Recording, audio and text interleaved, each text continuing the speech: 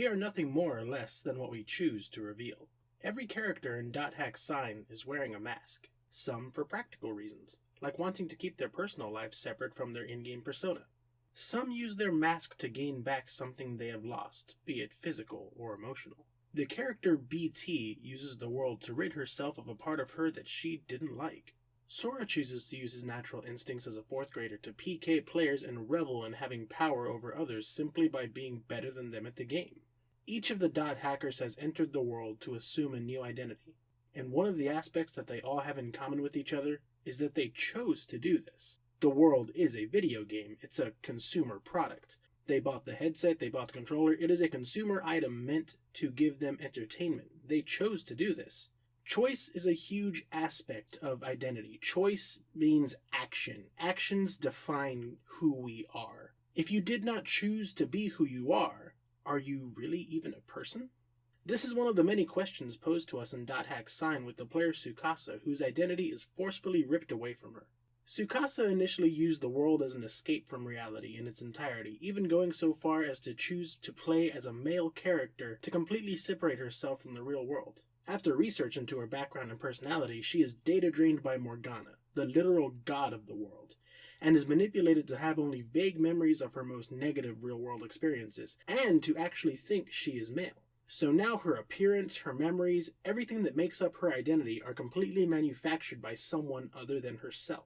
This creates an existential crisis where she asks herself if she is even considered alive anymore. All she has are her few friends' reassurances that there is in fact an unconscious person in a hospital bed in another world, not connected to a computer in any way, and that person is her.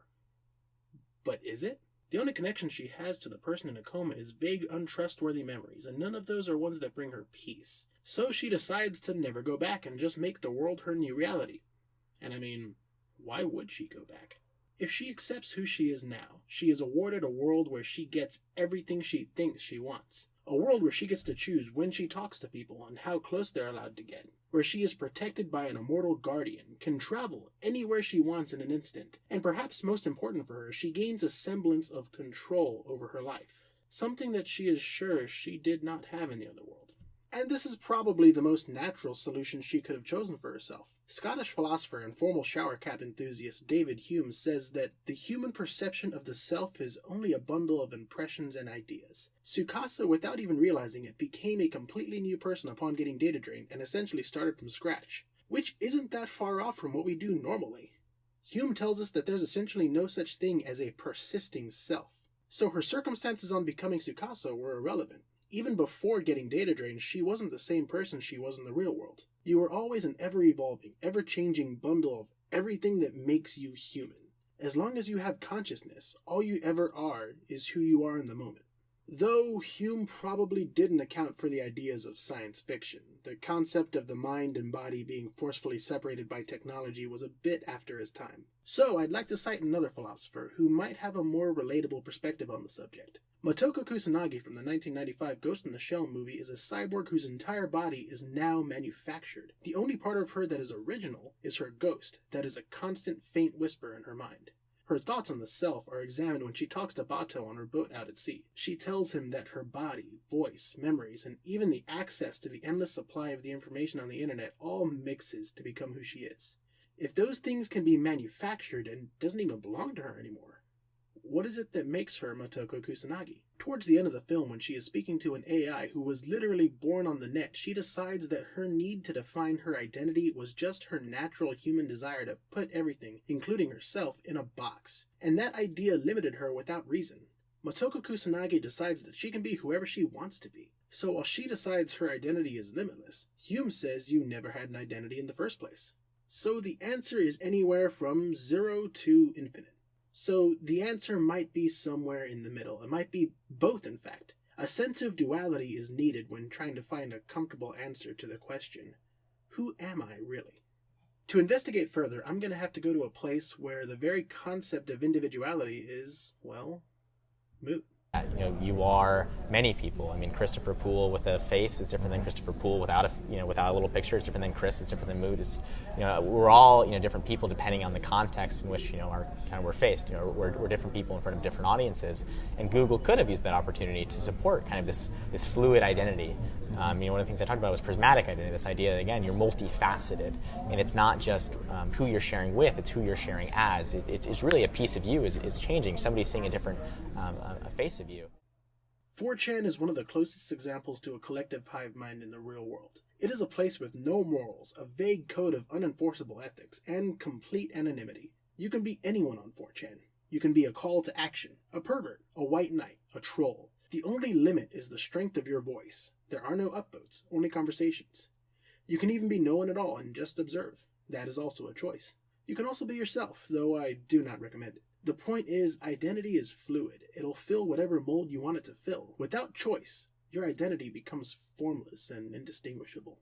This is paralleled by the primary antagonist of .hack Sign and the .hack video games Morgana Mode Gone, an incomplete AI whose sole mission is to complete the ultimate AI Aura.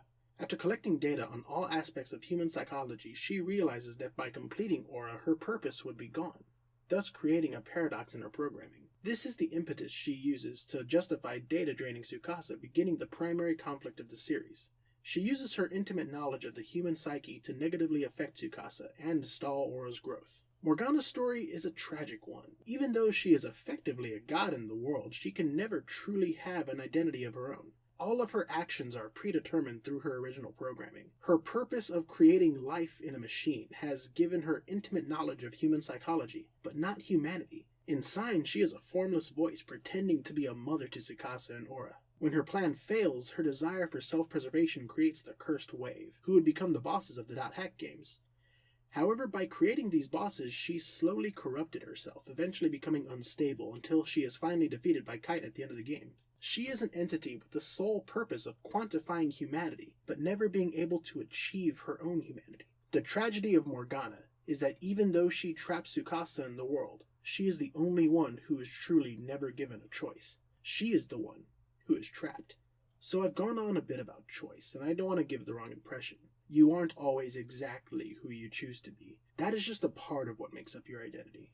Your environment, friends, social standing, and everything you ever see and do become a chain link in what makes you who you are. You are the sum of every experience you've ever had, but also you're none of those things. You could take all that and throw it all away. I could look at all my gaming history and anime bullshit and say, fuck it, and become a kickboxer tomorrow, if the desire was strong enough. But my choices aren't just about what I say I want.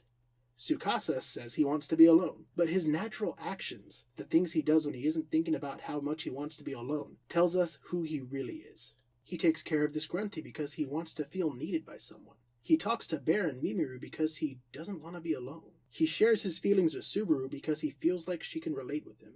And he believes Morgana because she said she would love and protect him unconditionally. His natural actions eventually overpower his desire to escape.